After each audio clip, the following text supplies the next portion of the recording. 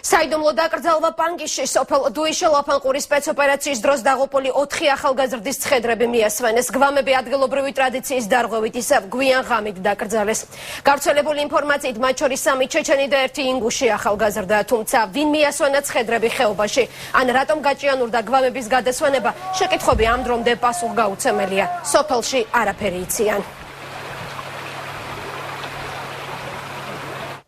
დილიდან პანკისში ჩვენი კორესპონდენტი კახა კუპატაძე მუშაობს, რომელიც ახლა პირდაპირ ეთერში ჩაგვართვება ხეობიდან. კახა, თუ არის ცნობილი გვარები, ვისი ცხედრები დაკრძალეს ღამით დუისის სასაფლაოზე?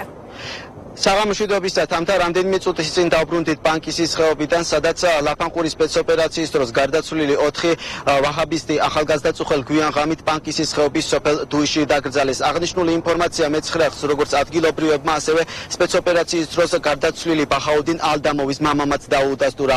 ასლოდინ ალდამოვი ამბობს, რომ ინფორმაცია ამის შესახებ მანაც დღეს დილით შეიტყო, რომელიც ჟამაათის წარმომადგენლებმა უთხრეს.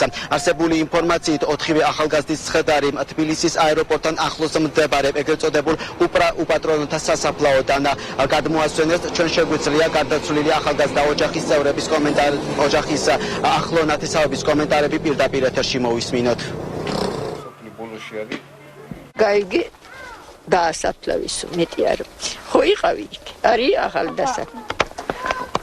დღეს დილით რომ გამოვედი, მაშინ თქვეს ჯამაათის ბიჭებმა, რომ წუხელ ღამე დაკრძალეს ის ცხედარები და დაუმარხნიათ. არა, მე მგონი, რომ ისინი სადღაცა სხვაგან იყვნენ დამარხულები და იქიდან ამოიღეს ის ჩამოიტანეს რა.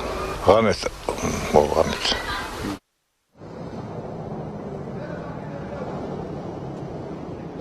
მეცხრეახის ინფორმაციით 4 ახალგაზრდა საზღვარგარეთ სავარაუდოდ ტოლვილის სტატუსით ცხოვრობდა. გადაცვლილი ახალგაზრდებიდან 3 ჩეჩენი, ხოლო 1 ინგუშია.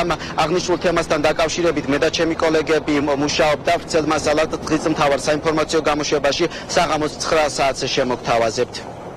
ნახეთ კახა კუპატაძის რეპორტაჟი პანკისის ხეობიდან საღამოს 9 საათზე.